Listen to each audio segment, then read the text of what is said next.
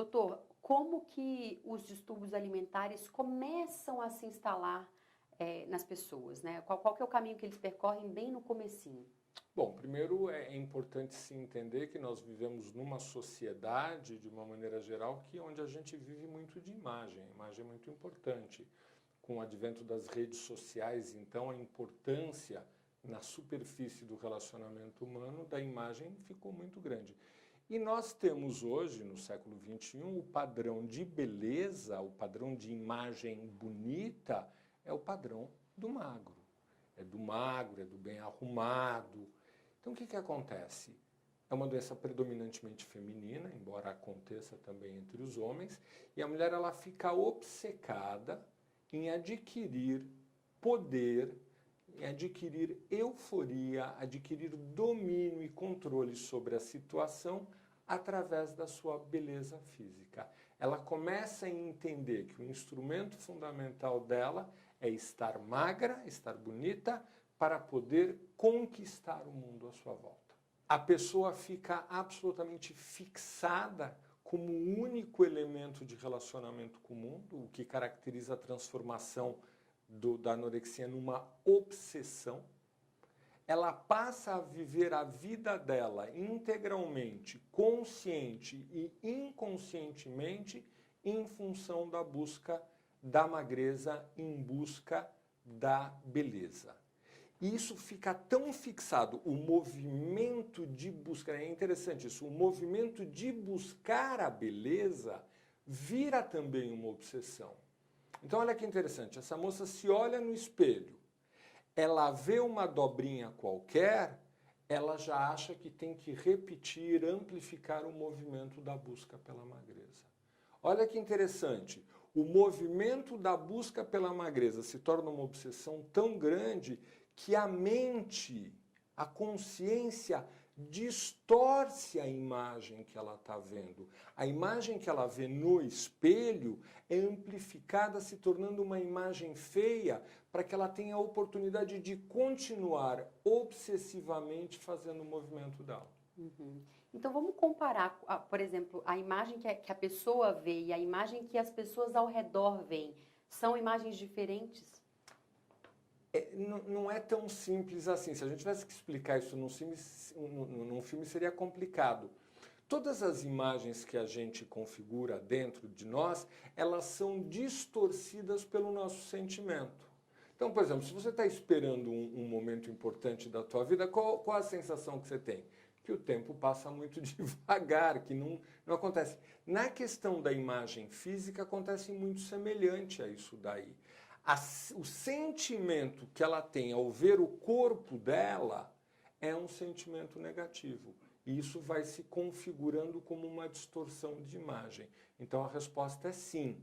Ela tem uma imagem de si emocionalmente diferente do que todas as outras pessoas têm. Uhum. Agora, o que é a bulimia, doutor? A bulimia é o ato obsessivo de, depois de você ter comido, tentar eliminar aquilo o que você comeu. Seja através de vômito, que é o mais clássico e mais comum, é o mais tradicional, seja através de ir correr, de ter que fazer ginástica imediatamente. Tem muita gente que tem isso e não sabe. Isso é um quadro de bulimia. Normalmente não são tão graves quanto o de vômito, mas é. Então é assim, a pessoa não quer que as pessoas saibam que ela tem isso. Ela come ou tem um comportamento alimentar aparente normal. Aí ela vai lá, até exagera às vezes. Na cabeça dela, ela cisma que ela comeu demais e vai escondida vomitar no banheiro para tirar todo o excesso ou todo o sentimento ruim que isso gerou nela. Quais são os tratamentos para esses casos, para esses transtornos alimentares? Olha, normalmente a gente tem que fazer um tratamento multifatorial, não é só um especialista que deve cuidar, porque você, por conta da inanição, né, você tem sintomas clínicos. A falta de determinados nutrientes leva a doenças, ferro, anemia, e vitamina D e por aí vai. Então, você precisa de uma equipe multidisciplinar que esteja cuidando de tudo. Você vai me perguntar, A medicação psiquiátrica é importante em quadros de anorexia? Passou de 50%, sim, é necessária, é quase que fundamental, porque aspectos obsessivos e depressivos participam dessa forma diferente de ver o mundo.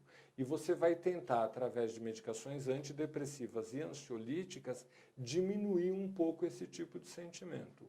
Fazer um processo de reprogramação, de disciplina alimentar, porque eles vão viciando em se alimentar daquele jeito, eles vão se viciando em vomitar. Fazer uma reprogramação alimentar também é fundamental. Escolher melhor a alimentação que o paciente come também. Então, é um tratamento que envolve médico, clínico, psiquiatra, uma psicóloga de apoio, uma terapia para ela poder entender melhor o que está acontecendo para poder se recuperar. Uhum. Então vamos falar um pouco da terapia, porque no caso da Bruna Marquezine, ela fala que buscou uma terapia e que isso para o tratamento dela foi muito importante. Qual que é o papel da terapia? Como que a terapia pode ajudar essas pacientes especificamente?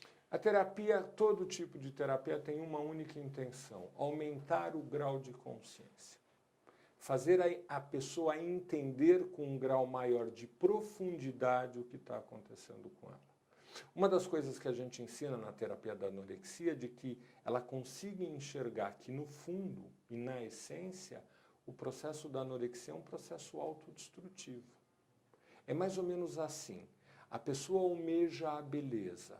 Por alguma razão qualquer, ela interpreta que ela não está conseguindo.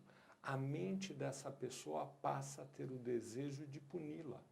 E pune através de processos como de anorexia ou como de bulimia. Tendo a compreensão disso, sabendo fazer a leitura disso, acompanhada de um suporte pessoal e químico, a pessoa tem a condição de quebrar essa estrutura. Agora, no caso da bulimia, né, quando você percebe que a pessoa está provocando vômito, é mais fácil identificar a doença, né? Agora, para os familiares, como perceber os sinais da anorexia antes que essa magreza fique uma magreza realmente extrema? A mudança de hábitos alimentares é um sinal bastante importante. Um outro sintoma muito clássico da anorexia nervosa, muito interessante, é que as pessoas falam muito de comida. Elas falam muito, elas falam, tal, é uma delícia. Parece que a comida que elas não comem, elas fantasiam, elas ficam se alimentando disso. É um tema unitemático, ela basicamente começa a direcionar a sua vida para isso. Ela fica permanentemente se olhando no espelho. Então, todos são sintomas de que a anorexia está se instalando. Para as artistas, é mais crítico ou é mais... Existe uma predisposição maior de quem vive sob essa pressão do trabalho para ser bonito o tempo todo? Obviamente, como em todas as doenças de cunho emocional, o ambiente tem um peso muito grande. O fato da cultura da imagem carregar esse estigma favorece que pessoas que já tenham uma certa tendência desenvolvam esse quadro. Uma pessoa que é uma pessoa equilibrada, uma pessoa que tem uma consciência maior, ela não vai, ela até vai se esforçar para ser magra, mas ela não vai desenvolver o quadro de anorexia. Agora, se ela tem essa predisposição para processos obsessivos, sim, favorece muito mais. E aí, para finalizar, só em relação às pessoas comuns, né? Porque nas redes sociais, na televisão, no cinema, as pessoas comuns permanentemente ficam diante dessas mulheres que trabalham com o próprio corpo e que têm no corpo esse instrumento, então vivem para isso. E as mulheres comuns não vivem para isso. Então fica essa comparação em que permanentemente a mulher comum se sente aquém, se sente inferior, né? Sim. Como que as pessoas comuns têm que lidar com isso para não chegar nesses distúrbios, doutor? Abrir mão da inveja seria uma boa maneira de responder isso daí, não é? Mas eu acho que mais importante do que isso é abrir mão desse desejo de poder total. Porque as artistas, elas se tornam ícones porque na nossa ilusão, na nossa projeção, elas têm todo o poder do mundo. Todo mundo, ai, que linda, que o marido fala, a namorada. Então, o desejo por esse poder é que vai hipnotizar, é que vai prender a pessoa. Se ela conseguir, de alguma forma, abrir mão, porque entende que isso não passa de uma grande ilusão, que é só no cinema que isso acontece, que a própria artista, na sua intimidade, tem que conviver com as mesmas mazelas que a gente vai desenganando, a gente vai desencanando, a gente vai entendendo. É artista, é outra coisa, é um mundo de ilusões.